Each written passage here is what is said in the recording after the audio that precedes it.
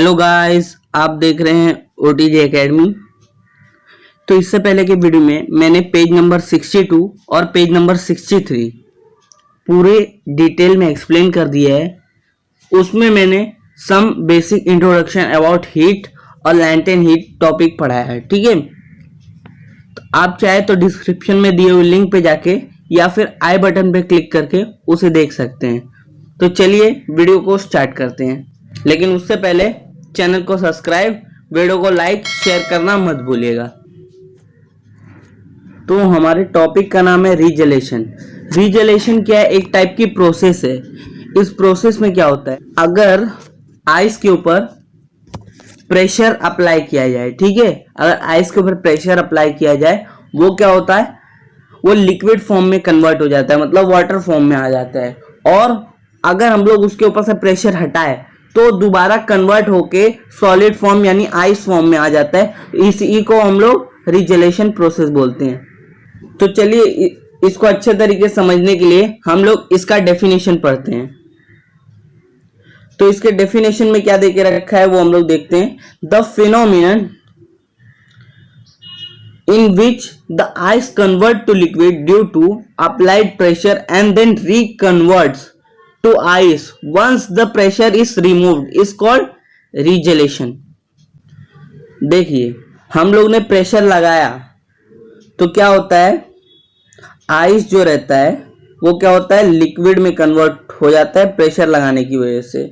लेकिन अगर हम लोग ने यही जो प्रेशर है इसको हम लोग ने रिमूव कर दिया, तब क्या होता है, तब प्रोसेस उल्टा हो जाता है। इस प्रोसेस में क्या होता है, वाटर क्या हो जाता है, सॉलिड फॉर्म में आ जाता है। तो इसी प्रोसेस को हम लोग क्या बोलते हैं, रीजेलेशन प्रोसेस बोलते हैं। ठीक है, तो इसको समझाने के लिए आपके टेक्स्ट बुक में ट्राई दिस करके एक एक्सपेरिमेंट परफॉर्म किया गया है। तो चलिए पहले उस एक्सपेरिमेंट को देखते हैं, फिर हम लोग अपने अगले टॉपिक में जाएंगे। ठीक है, तो एक्सपेरिमेंट में क्या देके क्या रखा है कि आपको क्या करना है, एक टेबल लेना है। ठीक है, एक टेबल के ऊपर एक स्टैंड रखना है। स्टैंड बिल्कुल ये तरीके का, ये देखिए, ये जो है इस तरीके का आपको स्टैंड रखना है। उसके बाद आपको क्या करना है, उसके बाद आपको एक आइस का स्लैब लेना है और उसको स्टैंड के ऊपर रखना है। ठीक है, फिर हम लोग को एक वायर लेना है जिसमें दो सेम वेट के का मेटल हो। ठीक है, जो दो सेम वेट का मेटल हो, ये देखिए जैसा ये और एक ऐसा, दोनों सेम वेट के मेटल को एक ये बाजू से एक ये बाजू से, ठीक है, डाल देना है। तो इसमें क्या होगा, अब आप लोग ऑब्जर्व क्या करोगे। ठीक है, आप लोग इसमें ऑब्जर्व क्या करोगे, अब क्या होगा, ये मेटल का वायर जो है वो क्या करेगा, प्रेशर अप्लाई करेगा आइस की तरफ। ठीक है, उस प्रेशर की वजह से आइस क्या होगा, मेल्ट हो जाएगा। बरोबर, आइस यही पॉइंट पे एकदम मेल्ट होगा, ये वाले पॉइंट पे एकदम मेल्ट होगा। मेल्ट होके वो जो वायर जो रहेगा वो नीचे गिर जाएगा। इसके बाद ये वायर जो रहता है वो जब नीचे चला जाता है तो आइस जो रहता है वो दोबारा चिपक जाता है। तो इसी प्रोसेस को हम लोग क्या बोलते हैं, रीजेलेशन प्रोसेस बोलते हैं। ठीक है, आपको अच्छे तरीके से ये समझ गया रहेगा। तो यही इधर दे के रखा है, देखिए इसमें बता के रखा है, the melting point of the ice becomes lower than 0 degree Celsius due to pressure. ठीक है, this means that 0 degree Celsius the ice gets converted into water as soon as the pressure is remove the melting point is restored to 0 degree Celsius and water gets converted into ice again। देखिए यही बता के रखा है कि pressure लगा, तार की वजह से प्रेशर लगा। ठीक है, प्रेशर लगने की वजह से क्या होगा, बर्फ का जो स्लैब रहेगा वो क्या होगा, कट जाएगा, एक टाइप का कट जाएगा। ठीक है, और वो दोबारा जुड़ जाएगा। इसी प्रोसेस को हम लोग क्या बोलते हैं, रीजेलेशन प्रोसेस बोलते हैं। ठीक है, तो आगे हमें यूज योर ब्रेन पावर में जो क्वेश्चंस दिए हुए हैं वो हम लोग करेंगे, फिर हम लोग जाएंगे अपने नेक्स्ट टॉपिक की ओर जो कि है एनोमलस बिहेवियर ऑफ वाटर। ठीक है, तो चलिए यूज योर ब्रेन पावर का पहला क्वेश्चन पढ़ते हैं। तो पहले क्वेश्चन में क्या देके रखा है, पहला क्वेश्चन बोल के रखा है, in the above experiment the wire moves through the ice slab, however the ice slab does not break, why. तो इसका सिंपली रीजन क्या है, हम लोग ने अभी भी पढ़ा कि रिजोल्यूशन प्रोसेस जो है इसका सिंपली रीजन है। इस प्रोसेस में क्या होता है कि दो इक्वल वेट्स का प्रेशर आइस स्लैब के ऊपर लगता है, जिसकी वजह से क्या रहता है, आइस स्लैब क्या होता है, थोड़ा बहुत मेल्ट होना चालू हो जाता है। तो वो थोड़ा बहुत जब मेल्ट होता है और फिर जब वायर नीचे गिर जाता है, ठीक है, आइस स्लैब को काटते हुए नीचे गिर जाता है, तब क्या हो जाता है, आइस जो रहता है वो रीफ्रीज होने लगता है। ठीक है, रीफ्रीज होने लगता है, इसी वजह से क्या हो जाता है, वो दोबारा आइस में कन्वर्ट हो जाता है। तो यही इसका सिंपली आंसर रहेगा। तो यही हम लोग ने आंसर लिख लिया। तो हमारा सेकंड क्वेश्चन क्या है, हमारा सेकंड क्वेश्चन है, is there is any relationship of latent heat with the resolution. क्या रिजोल्यूशन का रिलेशन लैंटेन हीट के साथ है क्या? इसका जवाब है यस। क्योंकि क्या होता है, जब आइस जब मेल्ट होता है, ठीक है, आइस जब मेल्ट होता है तो क्या होता है, हीट एब्जॉर्ब होता है और इसमें क्या होता है, टेम्परेचर चेंज नहीं होता। और वाटर जब फ्रीज होता है तो हीट क्या होता है, बाहर निकलता है और इसमें भी टेम्परेचर चेंज नहीं होता। तो हीट बाहर निकलना या फिर एब्जॉर्ब होना, ये क्या है, ये है लैंटेन हीट। ठीक है, तो इसीलिए इसका रिलेशनशिप लैंटेन हीट के साथ है। तो इसको आप लोग मीनिंगफुल सेंटेंस बना के लिख सकते हैं बिल्कुल इस तरीके से।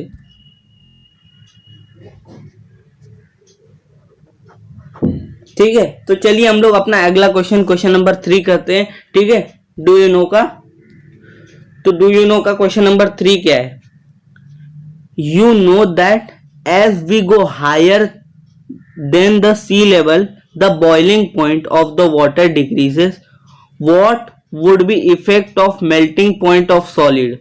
हम लोग इसका आंसर कैसे सिंपली लिख लेंगे, हम लोग लिख लेंगे as we go higher than the sea level the melting point of the solid, क्या हो जाए, पहला पॉइंट क्या हो जाएगा, that expand on melting is lower due to decrease in pressure. तो मेल्टिंग पॉइंट क्या होता है, एक्सपांड हो जाएगा लोअर्ड में, मतलब नीचे जब हम लोग जाएंगे तब क्या होगा, मेल्टिंग पॉइंट जो रहेगा एक्सपांड हो जाएगा क्योंकि डिक्रीज प्रेशर रहेगा, कम प्रेशर रहेगा इसी वजह से। और दूसरा पॉइंट हम लोग क्या लिख लेंगे, the contract on melting point is raised due to decrease in pressure. आगे हम लोग को कैन यू टेल देकर रखा है, कैन यू टेल में क्वेश्चन पूछा गया है। क्या क्वेश्चन है, we feel that some objects are cold and some are hot, is this feeling related in some way to our body temperature. आप लोग जानते हो कि हम लोग कोई भी चीज को छूते हैं तो ठंडा है या गर्म है वो हमें महसूस होता है। तो ये चीज हमारे बॉडी टेम्परेचर से रिलेटेड है क्या? तो इसका जवाब है यस। अगर हम लोग गर्म चीज को छुए तो हम लोग गर्म हमें लगेगी और हम लोग ठंडे चीज को छुए तो हम लोग को ठंडी लगेगी। तो हम लोग सिंपली वही लिख लेंगे कि yes, if the temperature of the body is lower than our body temperature, example ice, we feel the object is cold if the temperature of the object is higher then our body temperature will feel hot। ठीक है, तो यही हम लोग लिख लेंगे। तो आगे हम लोग का टॉपिक आ गया है, अब एकदम खास टॉपिक आ गया है। कौन सा टॉपिक है, एनोमलस बिहेवियर ऑफ वाटर। तो एनोमलस बिहेवियर ऑफ वाटर हम लोग करने जा रहे हैं। तो हम लोग अपने next topic anomalous behaviour of water में आ गए हैं। ठीक है, तो इसमें क्या होता है, जैसा कि हम लोग जानते हैं कि कोई भी लिक्विड को अगर हम लोग हीट दें, ठीक है, तो क्या होती है, एक्सपांड हो जाती है। और हम लोग किसी भी लिक्विड को कूल करें तो क्या होती है, वो कॉन्ट्रैक्ट हो जाती है। कॉन्ट्रैक्ट मतलब सिकुड़ जाती है और एक्सपांड मतलब बढ़ जाती है। ठीक है, लेकिन वाटर जो रहता है वो एक स्पेशल टाइप की बिहेवियर, एक्सेप्शनल बिहेवियर शो करता है। ठीक है, अगर हम लोग वाटर को 0 to 4 डिग्री के बीच में अगर हम लोग वाटर को हीट करें तो क्या होता है, वो सिकुड़ जाता है, कॉन्ट्रैक्ट हो जाता है, ठीक है। लेकिन वाटर को क्या एक्सपांड होना चाहिए था, लेकिन वाटर उसके बदले में क्या होता है, सिकुड़ जाता है। एट 4 डिग्री सेल्सियस वाटर की जो वॉल्यूम रहती है वो क्या रहती है, मिनिमम रहती है, ठीक है। 4 डिग्री सेल्सियस पे वाटर की जो वॉल्यूम रहती है वो क्या रहती है, मिनिमम रहती है ड्यू टू कॉन्ट्रैक्शन, ठीक है। अगर हम लोग आगे और भी हीट करें वाटर को, ठीक है, तो क्या होती है, फिर से एक्सपांड करने लगती है। मतलब वाटर जो रहती है वो खाली 0 to 4 डिग्री सेल्सियस में ही कॉन्ट्रैक्ट करती है, उसके बाद एक्सपांड करने लगती है। तो 0 to 4 डिग्री में वो बहुत स्ट्रेंज टाइप की, मतलब बहुत अजीब टाइप की बिहेवियर शो करती है, ठीक है। तो इसी बिहेवियर को हम लोग क्या बोलते हैं, एनोमलस बिहेवियर ऑफ वाटर। तो हम लोग इसकी डेफिनेशन देखते हैं। इसकी डेफिनेशन है, the behaviour of water between its temperature from 0 to 4 degree Celsius is called anomalous behaviour of water. तो ये बहुत अजीब टाइप की बिहेवियर जब वाटर शो करती है तो इसी को क्या बोलते हैं हम लोग, एनोमलस बिहेवियर ऑफ वाटर बोलते हैं। तो हमें आगे क्या देख रखा है वो हम लोग देखते हैं।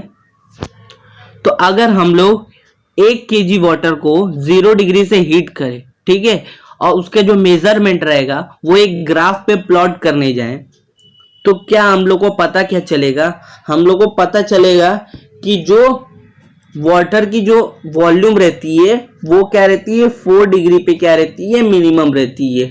अब जब वॉल्यूम 4 डिग्री पे मिनिमम है तो जो डेंसिटी रहेगी 4 डिग्री पे मैक्सिमम रहेगी, क्योंकि डेंसिटी जो है मास अपॉन वॉल्यूम है। तो जब वॉल्यूम कम हुआ तो डेंसिटी क्या होगी, बढ़ेगी, क्योंकि इनवर्सली रिलेशन है, साफ साफ दिख रहा है, इनवर्सली रिलेशन है। तो जब डेंसिटी जो रहेगी 4 डिग्री पे मैक्सिमम रहेगी, तब क्या रहेगी, वॉल्यूम जो रहेगी मिनिमम रहेगी 4 डिग्री पे। ओके, तो आगे हमें क्या देके रखा है वो हम लोग देखते हैं। ये जो आप लोग अपने टेक्स्ट बुक में ये डायग्राम देख रहे हैं, ये क्या है, ये एक होप एपैरेटस है। ये किस काम में आता है, ये एनोमलस बिहेवियर ऑफ वाटर की स्टडी के काम में आता है, ठीक है।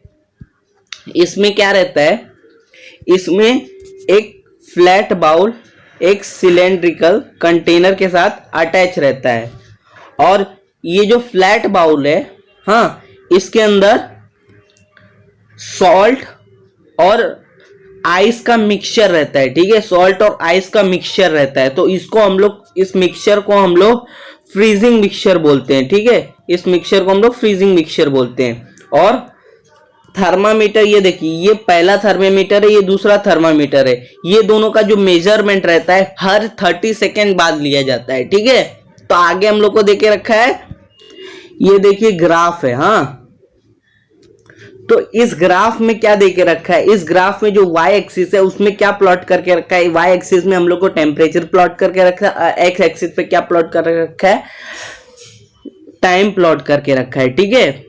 और फिर आगे क्या होता है, इसमें जो इनिशियल पॉइंट रहता है, ये देखिए, ये इनिशियल पॉइंट है, ये क्या है, आइडेंटिकल है, T1 एंड T2 दोनों के लिए। आइडेंटिकल मतलब सेम पॉइंट से उन लोग स्टार्ट करते हैं, ठीक है, सेम पॉइंट से दोनों स्टार्ट कर रहे हैं।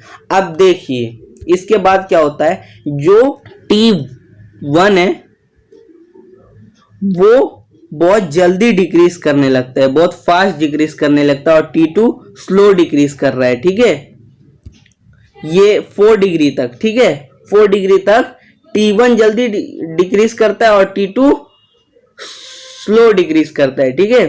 पहले 4 डिग्री पे क्या होता है, 4 डिग्री पे वो दोनों क्या होते हैं, स्टेबल हो जाते हैं, एक ही पॉइंट पे आ जाते हैं 4 डिग्री पे, ठीक है। 4 डिग्री पे जब हम लोग एक ही पॉइंट पे आ जाते हैं तो T2 क्या हो जाता है, T2 क्या हो जाता है, ज्यादा डिक्रीज करने लगता है, मतलब मोर डिक्रीज करने लगता है, और T1 क्या है, स्लो डिक्रीज करने लगता है इसमें आगे जाके, ठीक है। तो ये देखिए, ये जो पॉइंट है इन दोनों के इंटरएक्शन का, ये दोनों जो पॉइंट है 4 डिग्री पे, हाँ, इसको हम लोग क्या बोलेंगे, मैक्सिमम डेंसिटी। ठीक है, इसको हम लोग क्या बोलेंगे, मैक्सिमम डेंसिटी। आपको इधर शो हो रहा रहेगा कि इसको हम लोग क्या बोलेंगे, मैक्सिमम डेंसिटी। तो आगे हम लोग को यूज योर ब्रेन पावर देके रखा है। यूज योर ब्रेन पावर में हम लोग को एक क्वेश्चन देके रखा है, how will you explain the following statement with the help of the anomalous behaviour of water. ठीक है, तो इसमें दो स्टेटमेंट देके रखे हैं, इन दोनों के स्टेटमेंट को हम लोग को एक्सप्लेन करना है एनोमलस बिहेवियर ऑफ वाटर के रिलेशनशिप में। और ऐसा एक डायग्राम देके रखा है, ये देखिए, ये वाला एक डायग्राम देके रखा है, ये वाला। ठीक है, तो पहला क्या है, in this region with cold climate the aquatic plants and the animals can survive even when the atmospheric temperature goes below 0 degree Celsius. हाँ, cold region in winter the pipes for water supply break even the rocks cracks. ठीक है, तो पहले को मैं explain करता हूं, फिर सेकंड को एक्सप्लेन करूंगा। तो देखिए, हम लोग का जब विंटर में एटमॉस्फेयर बहुत कोल्ड रहता है, ठीक है, एटमॉस्फेयर कोल्ड होने की वजह से एक्चुअली में होना क्या चाहिए, वाटर पूरा फ्रीज हो जाना चाहिए, बहुत बिलो देन 0 डिग्री चला जाता है जब, तब वाटर फ्रीज हो जाना चाहिए। ठीक है, और एक्वेटिक लाइफ सरवाइव नहीं करनी चाहिए, लेकिन एक्चुअली होता क्या है कि एक्वेटिक लाइफ तभी भी सरवाइव करती है, एक्वेटिक लाइफ। हाँ, तो एक्चुअली होता क्या है, कोल्ड क्लाइमेट में जो सरफेस रहता है, इसका जो आउटर मोस्ट लेयर रहता है वाटर का, ये देखिए, ये जो आउटर मोस्ट लेयर रहता है, पहले एटमॉस्फेयर उसके ऊपर एक लेयर डाल देती है। ठीक है, आइस जो है वाटर से हल्की है, तो इसी वजह से क्या है, आइस ऊपर तैरने लगती है। अगर आइस तैरती नहीं तो क्या होता, तो ये जो लेयर है, ये वाला, ये जो लेयर है, ये क्या नीचे डूब जाता। हाँ, नीचे डूब जाता, और एक और लेयर जमता, फिर नीचे डूब जाता। ऐसे तो करके पूरा अपना जो सी है या फिर पॉन्ड है, वो क्या हो जाता, फ्रीज हो जाता। लेकिन ऐसा होता नहीं, क्योंकि आइस जो है हल्की है वाटर से। ठीक है, तो वो ऊपर आ जाती है, ऊपर एक सरफेस पे आ जाती है, तो उसकी वजह से क्या होता है, वो एक इंसुलेटर जैसा काम करती है, नीचे वाले को प्रोटेक्ट करती है। तो ऊपर वाला जो रहता है वो इंसुलेटर जैसा काम करता है। ठीक है, तो इसी वजह से हम लोग की जो एक्वेटिक लाइफ है वो बहुत कोल्ड रीजन्स में भी सरवाइव करती है। ठीक है, अब सेकेंड पॉइंट को मैं एक्सप्लेन करता हूं। हाँ, सेकेंड पॉइंट कौन सा है कि पाइप्स और रॉक जो है वो कोल्ड रीजन में ब्रेक क्यों जाते हैं। तो इसका सिंपली रीजन है कि कोल्ड रीजन में क्या रहती है, मैंने बताया ना, anomalous behaviour of water. Water 0 to 4 degree में क्या होती है, एक्सपैंड होती है। एक्सपेंशन की वजह से जब वाटर एक्सपांड होती है तो उसके पास जगह नहीं रहती है। हाँ, वाटर एक्सपांड होने के लिए उसके पास जगह नहीं रहती है, तो इसी वजह से वो क्रैक करके बाहर निकलता है। ठीक है, सिंपली इसका यही रीजन था।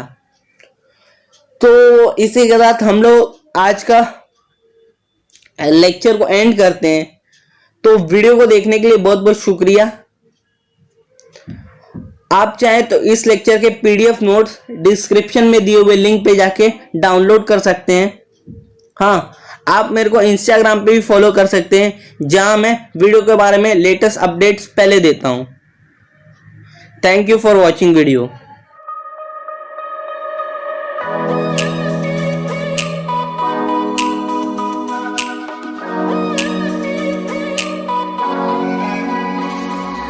Always at your door